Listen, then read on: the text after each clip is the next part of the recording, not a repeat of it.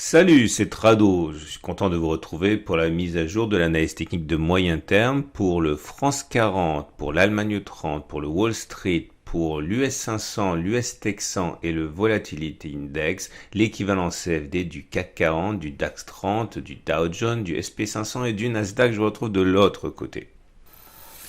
On commence par l'US Texan, l'équivalent du Nasdaq en CFD en données hebdomadaires. Chaque bougie correspond à une semaine de cotation et nous avons réussi à marquer, après un temps d'arrêt, une nouvelle semaine de hausse. Rien n'arrête le Nasdaq. Vous voyez que la tendance est toujours fortement haussière avec des moyennes mobiles ascendantes, que ce soit la moyenne mobile à 7, à 20 ou à 50 périodes. Il y aura forcément consolidation à un moment ou un autre, mais pour l'instant, rien ne laisse préjuger de l'avènement immédiat de cette consolidation. Nous venons de construire un support hebdomadaire à 10,313, 11,073, à peu près ici, la zone qui a permis aux deux bougies rouges, c'est-à-dire deux bougies de consolidation. Au-delà, un autre support hebdomadaire beaucoup plus clair, celui des 9,369, 750, ancienne résistance qui a été cassée, qui a changé de polarité, qui est devenu support. Donc très belle tendance haussière pour l'instant sur le Nasdaq 100. On passe à l'US 500 avec quelque chose de très important. Vous allez le voir. Tout d'abord, vous voyez que on a un support qui est établi ici à 390, 230, ancienne résistance qui a été cassée, qui devient donc support. Nous sommes en lutte actuellement avec la résistance des 3388, 3395 correspondant au plus haut absolu du 17 février 2020 et nous avons réussi à clôturer en fait au-dessus des niveaux de clôture maximale que l'on avait justement établi en février. Néanmoins, on est toujours dans la résistance. Vous voyez bien, on n'a pas réussi à clôturer au-dessus des plus hauts absolus de 17 février. C'est simplement qu'on a réussi à clôturer au-dessus du niveau de clôture, en fait, de cette période. Donc, un mouvement vif de repli est envisageable, comme toujours. Néanmoins, j'aimerais attirer votre attention sur quelque chose qui, à mon sens, semble très intéressant. C'est que, au-delà du fait que les 3 moyennes mobiles soient ascendantes, on vient de d'assister à un croisement moyenne mobile 20 semaines, moyenne mobile 50 semaines. Et comme vous allez pouvoir le voir à travers l'historique du l'US 500, lorsque cela arrive, eh bien, c'en est terminé des plus bas. On va d'abord chercher à dépasser les plus hauts. Regardez ici, on a une forte consolidation, une consolidation très marquée en septembre 2018 qui nous a amené à perdre quand même la bagatelle de 20%. Eh bien, une fois seulement que la M20 a croisé la M50, on était garanti que les cours allaient dépasser les précédents sommets et qu'il n'y aurait pas de plus bas par rapport à cette crise. Je vous donne un autre exemple ici. Vous voyez, il y a une très forte baisse qui nous a amené à perdre entre novembre 2015 et le 4 janvier, eh bien, je vais vous dire ça tout de suite, 14%. On était garanti que l'on irait chercher des nouveaux sommets, qu'on n'irait plus chercher les précédents creux une fois que la M20 et la M50 se sont croisés. Et on peut reproduire l'histoire autant de fois qu'on veut depuis que le graphe existe ici. Vous voyez, une fois que la M20 et la M50 étaient passées, on a fait des sommets.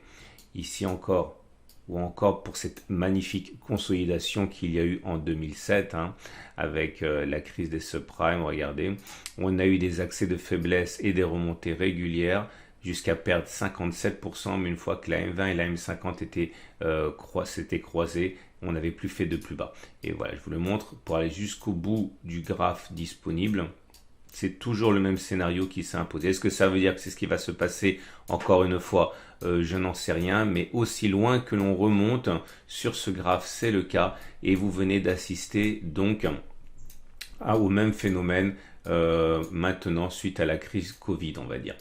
Est-ce que ça veut dire qu'on va maintenant partir sur des nouveaux sommets et qu'on ne baissera plus. Non, absolument pas. Cela veut simplement dire que ceux qui envisagent que le pire n'était pas passé avec le 16 mars 2020, eh bien statistiquement ne sont pas garantis d'avoir raison, puisque maintenant que le M20 et la M50 se sont croisés, il est possible que l'on baisse, mais on a vu qu'historiquement on ne va pas plus bas que le précédent creux. Donc pourquoi pas ne pas envisager à partir de maintenant de nouveaux sommets. On passe au Wall Street qui n'est pas dans la même configuration puisque vous voyez la M50 et la M20 ne sont pas croisées, mais il est difficile de croire que ce qui se passe sur l'indice large SP500 ne se retrouvera pas sur l'USA sur le Dow Jones. En tout cas pour l'instant on est toujours en dessous des précédents sommets. On est toujours avec une résistance hebdomadaire qui nous contraint à 27 340 28 000. C'est un ancien support qui a été cassé, qui a changé de polarité, qui est devenu résistance, ça se voit là. Mais les attaques sont de plus en plus virulentes à présent que les trois moyennes mobiles sont ascendantes. La moyenne mobile de court terme, la moyenne mobile qui donne la tendance générale et la tendance de fond, tout cela c'est haussier. Donc oui, il y a des velléités haussières évidentes, même si on est en train de caler sur la résistance hebdomadaire. On passe au marché européen avec l'Allemagne 30 qui est dans une situation similaire. La résistance qui nous bloque, c'est les 12 900, 13 170 pour les mêmes raisons. Vous voyez, il y avait une zone de support qui a été cassée, elle a changé de polarité, elle devient résistance et on bute dessus. Mais la tendance donnée par la moyenne mobile à 7 semaines, la moyenne mobile à 20 semaines, la moyenne mobile à 50 semaines, donc la tendance de court terme, la tendance générale et la tendance de fond restent haussières. Donc pour l'instant, des assauts répétés sur ces résistances sont envisageables.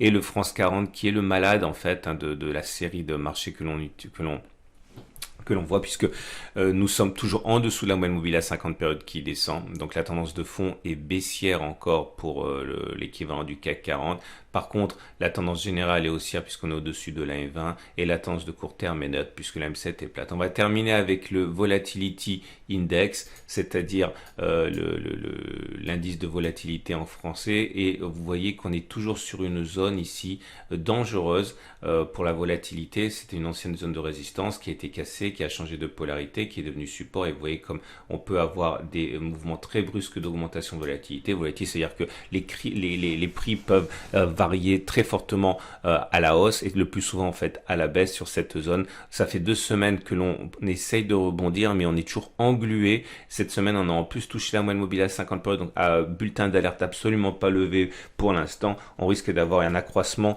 de la volatilité sur les marchés américains et par répercussion sur les marchés européens. Je vous souhaite une excellente journée. Je vous invite à regarder à la fin de cette vidéo l'analyse technique qui vous donne la préparation de la semaine de trading pour les indices, mais également pour des cryptos, pour l'euro-dollar, pour le pétrole. Je vous dis à tout de suite.